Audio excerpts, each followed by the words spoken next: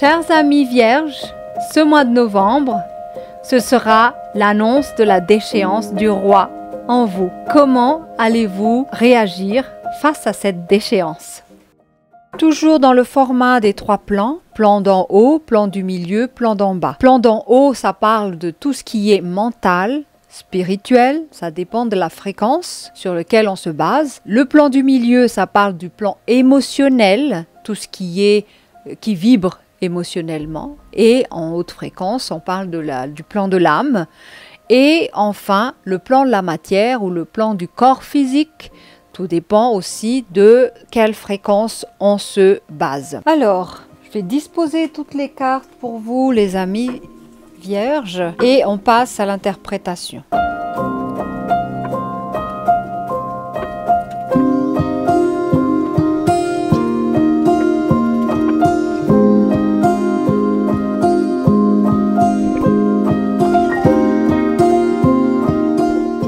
Alors, on va découvrir le plan d'en haut. On a comme carte le roi déchu. Carte de l'équilibre. On a la foi. La foi spirituelle est une solide assurance du cœur. Ensuite, la carte, on a le soin. On passe à l'interprétation. Donc, là, on est dans l'énergie vraiment de la Vierge. Il y a la maman qui prend soin de l'enfant, il y a la foi qui est là. Et de l'autre côté, par contre, il y a l'ego déchu. Donc, si je me relie à ça, c'est comme un acte d'abandon d'un état pour aller à un autre état.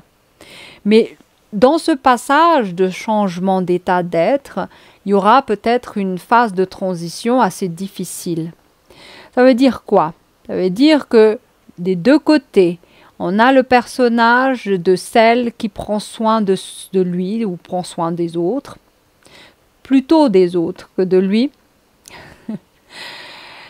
Ensuite, on a un autre personnage qui est le roi, qui est celui qui manifeste sa puissance et son pouvoir et peut-être aussi sa domination quelque part. Et ici, la folie du Joker le met à terre. La folie du Joker, c'est cette espèce d'énergie qui nous propulse vers des situations instable, où on sort de notre zone de confort, parce que le roi aimerait être confortable sur son trône. Et là, par des situations ou par des imprévus ou par accident, le roi se retrouve à terre, déchu. La déchéance ici, ça symbolise la perte de puissance, la perte de la capacité, la perte de l'autorité. Et ça peut se voir dans n'importe quel aspect de votre vie où vous perdez le pied. C'est un peu ça. Parce que, soit dit en passant, si on ne regarde pas l'aspect égotique du roi qui est dans son royaume bien établi et qui a son autorité et qui est un roi bienveillant, celui-là nous apporte l'assise nécessaire pour accomplir notre vie. Donc le féminin en nous a besoin de ce personnage qui se dresse avec sa colonne vertébrale et puis qui est bien assis sur son trône, dans le meilleur des cas. Mais dans l'inverse, on va faire face à un roi qui ne prend pas soin de ses sujets. Et là, on bascule sur l'autre carte à côté, qui est le côté féminin qui prend soin de l'autre, de l'enfant, du fragile, du faible, de tout ce qui est là, en même temps à l'intérieur de lui, mais dehors également. Donc c'est la manifestation de la bonté, la capacité à soigner le plus faible, celui qui a amoindri, qui n'est pas bien. Voilà, c'est cette capacité-là qui est mis en évidence de l'autre côté de notre tirage. Donc, la déchéance du roi, peut-être, il faut savoir de quel roi vous avez avant, de quel roi vous êtes, quel était le roi qui était avant, qui permet un changement d'état en quelque chose de mieux. Déchoir un roi, c'est quand même un risque parce que on se coupe un peu de la tête, de l'autorité, de celui qui détient le pouvoir de contrôle de notre vie. Et si on laisse uniquement la foi et le côté féminin qui prend soin de mener la barque, elle n'est pas capable de mettre de l'ordre et de l'autorité et de la volonté dans sa vie. Donc cette part féminine qui prend soin et qui émane, exalte l'aspect de la foi spirituelle, a besoin beaucoup de force du masculin. Mais dans cette situation, le souci c'est que le masculin a peut-être vécu ou vu de façon négative et on essaye de brimer ce masculin, on essaye de le décapiter ce roi. On ne veut plus le voir, on ne le supporte pas. On ne supporte pas l'autorité, on ne supporte pas d'être sous l'emprise de telle ou telle chose ou tel individu. Ça peut se décliner en n'importe quelle situation ou n'importe quelle chose parce que l'autorité, c'est celui qui a l'emprise sur nous, celui qui a le pouvoir, celui qui détient la force et l'autorité, on va dire. Voilà. Donc, si on n'a plus ça, on risque de basculer dans une anarchie où on brasse beaucoup plus l'émotionnel. Et c'est ça le côté féminin, où on est dans l'impulsivité, dans totale incompréhension, parce qu'on n'a plus cette capacité de rester droit dans son colonne vertébrale. Le roi n'est plus là, le roi est déchu. Donc voilà, il y a toujours le côté sombre et lumière dans n'importe quoi, dans tout. Le roi peut être un roi bienveillant comme un roi malveillant. Donc on peut être assujetti à notre propre roi qui est bienveillant, ce qui fait que le féminin en nous qui veut prendre soin de l'autre et qui s'émancipe dans une foi spirituelle va être beaucoup plus à l'aise. Au contraire, si on a un roi qui est impitoyable à l'intérieur de nous, qui est tyrannique, qui est dominant à l'intérieur de nous, ce masculin-là, il va brimer le féminin qui est en nous et va pas considérer ni écouter ce qui se passe au point de vue du féminin, de l'émotionnel, de tout ce qui touche à cet aspect arrondi de la femme, nourrissant de la femme, du féminin, on va dire. Donc, à un moment donné, il va être déchu de son trône. Et malheureusement, ça risque de se dégrader en termes d'équilibre, bien sûr. On passe maintenant au plan de l'âme. Alors, le plan de l'âme, on a la carte de l'air. L'air, c'est la communication.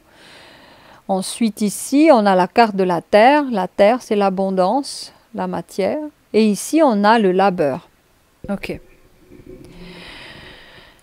Donc ici, que ce soit, il y a deux éléments qui constituent la partie. Ça apparaît dans le deuxième plan qui est l'émotionnel. Donc la terre, ça symbolise quoi? C'est cet aspect de nous qui a confiance, qui a la foi. À quoi? À sa capacité à générer de l'abondance, à générer la matière, à générer, voilà, dans son activité, dans son action, à des résultats concrets. De l'autre côté, on a l'air. L'air, ça parle de tout ce qui est communiqué, c'est le laryngé ici, c'est le souffle qu'on émet. Donc quelque part, c'est cette capacité aussi, au niveau émotionnel, de s'exprimer, de dire, de manifester ses désirs, et c'est parce qu'on est dans le plan de l'émotionnel, on revient toujours sur ça. L'émotionnel, ça parle de quoi? Ça parle de désir. Au milieu, on a la carte du labeur. Donc, labeur, c'est un peu comme une façon de dire que vous êtes maître maintenant de votre vie. Vous pouvez façonner la matière à travers le verbe, qui est la communication CLR, et à travers votre action sur la matière. Donc, si vous labourez bien, vous gagnez des fruits. Vous semez, vous labourez et tout ça, vous gagnez des fruits. Si vous manifestez une bonne communication bienveillante envers les autres, vous manifestez également le fruit de ça. Donc ici, dans le plan du milieu, c'est le travail de l'émotionnel. L'émotionnel, ça se travaille, ça ne se vit pas, ça ne se subit pas, ça se travaille. Ça veut dire quoi? Ce que vous dites, pesez le pour et le contre. Parce que là, ce que je perçois, c'est que le roi, une fois déchu, vous allez dire tout et n'importe quoi sans filtre. Il n'y a pas d'autorité qui gère cette capacité du verbe. Ça veut dire que vous allez manifester également tout et n'importe quoi. Parce que le verbe se fait chair dans la matière. C'est le lien entre l'air et la terre. Et en milieu, il y a le travail. C'est l'humain. L'humain fait en sorte qu'il façonne son monde à son image. C'est un peu l'aspect créatif et le créateur que nous sommes. Donc, ici, on a à rapatrier justement cette énergie de la foi spirituelle dans la matière. Ça veut dire que ce n'est pas une foi qui n'agit pas, c'est une foi qui doit agir dans l'action, dans le travail, dans la manifestation, dans l'expression. La foi spirituelle qui plane et puis qui rêvasse et qui imagine, ça n'apporte aucun fruit. Vous devez rapatrier ça dans la matière et dompter ça avec les éléments air et terre. Ensuite, on a aussi le feu. Mais le feu, on va voir justement au niveau de la matière, je suis sûre que ça va apparaître au niveau du plan d'en bas. On va continuer donc à découvrir. Le plan d'en bas nous parle de quoi? Transformation du verbe. Comment vous communiquez, comment vous parlez. S'il n'y a pas d'autorité à l'intérieur de vous qui vous dicte de ne pas insulter à tout bout de champ, je suis désolée, mais vous allez ramasser. Ensuite, on a l'homme, c'est justement le déchu qui est là-bas, va être redressé au niveau de la matière. Parce que on a la terre qui attend d'être façonnée. Par qui? Par l'action de l'humain. Ensuite, ici, on a l'hérédité. Intéressant. Qu'est-ce qu'on peut dire? Alors, la carte de l'hérédité, ça parle de quoi? Ça parle de situations qu'on hérite, de génération en génération. Et c'est normal, on a parlé du roi déchu tout là-haut. Comment on perçoit le féminin chez nous? C'est à travers le féminin, comment on perçoit le masculin chez nous? C'est à travers le masculin qui nous a entourés, qui nous a élevés, donc papa, grand-papa, arrière-arrière-papa, tout ça. Donc le transgénérationnel a beaucoup d'impact dans notre perception du masculin. Pareil dans le féminin. Comment nous percevons le féminin en nous? C'est à travers le mimétisme de maman. Comment elle était maman, comment elle était grand-maman, comment elle était arrière-grand-maman, et ainsi de suite. Donc on hérite d'une façon d'être qui vient des générations, des ancêtres et tout ça. La carte à côté, c'est la carte maîtresse. C'est la transformation. Transformation de quoi et de qui? Transformation de la ligne paternelle. Donc à qui ça parle? Je ne sais pas. Vous avez déchu votre autorité masculine, ce qui a bouleversé l'équilibre de votre être. Vous n'avez plus d'autorité, que ce soit en vous, que ce soit à l'extérieur. Vous supportez pas le poids des autorités, le poids de masculin, c'est le poids de l'hérédité. Vous ne supportez plus ça. Le père, le grand-père, c'est lourd, parce que c'est l'héritage. Mais ce n'est pas à rejeter. L'énergie masculine doit être transformée selon votre perception nouvelle de masculin. Donc, prenez l'énergie et rejetez, rejetez les mémoires qui sont mis dedans. L'énergie est bonne. Le masculin et le féminin, c'est OK.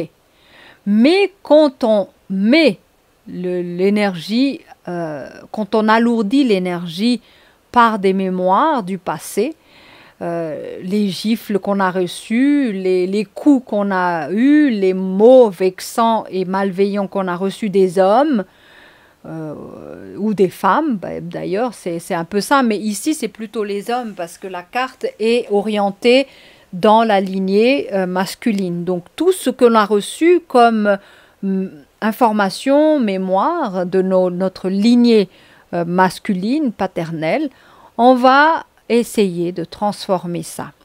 Alors comment?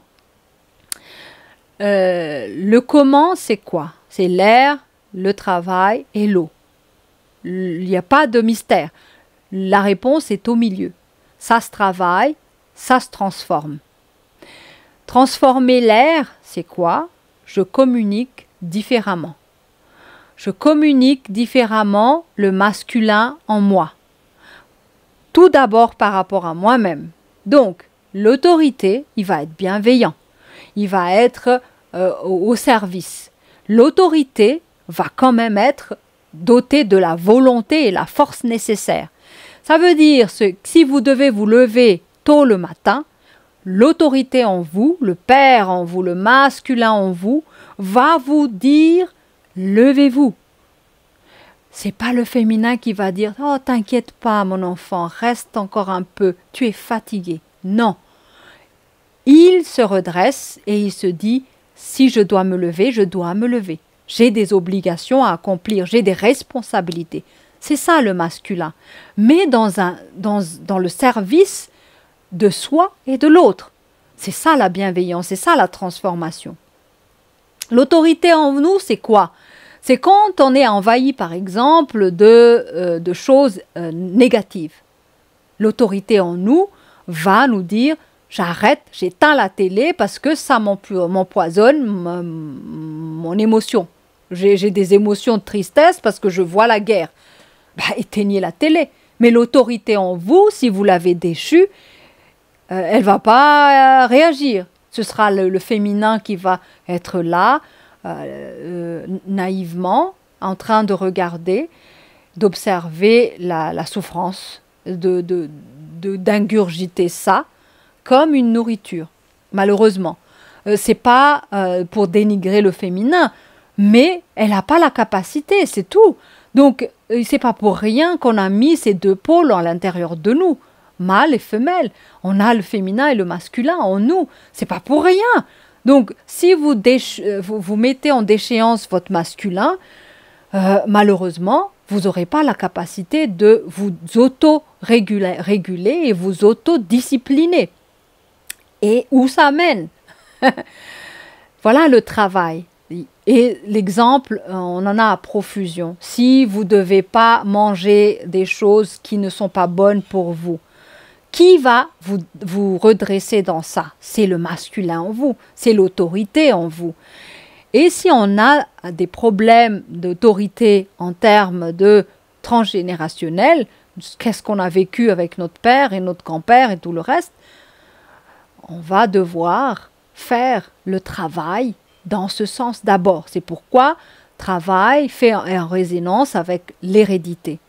Et travail est en résonance avec la foi. La foi, c'est l'aspect féminin. La foi, c'est l'aspect qui croit en elle. C'est elle qui a confiance en elle et en son masculin. Qui a confiance à son mari, qui a confiance à son époux. Sinon, elle va pas arriver à générer, à nourrir la famille, à générer de la nourriture, de l'énergie positive pour l'ensemble de la famille. Donc ici, la foi, c'est typiquement féminine, mais la foi n'est rien s'il n'y a pas le travail. Donc vous voyez, l'osmose entre le masculin et le féminin se retrouve bien dans ce tirage. Mais à vous de transformer le masculin qui n'a pas été correct dans votre vie. À vous de transformer ce masculin-là en un masculin qui est bienveillant, en un masculin qui tient compte des exigences et des responsabilités de la vie. Parce que ça sert à ça le masculin. Ça sert à redresser l'être, à lui faire tenir debout et le faire avancer dans son processus d'évolution. Sinon, on devient une boule ronde, juste ronde, et puis qui vibre, et qui est émotivement, voilà, ça n'avance pas. Il faut associer les deux pôles pour le masculin et le féminin, pour arriver à concrétiser quelque chose dans la matière, dans l'émotionnel et dans le mental. Voilà!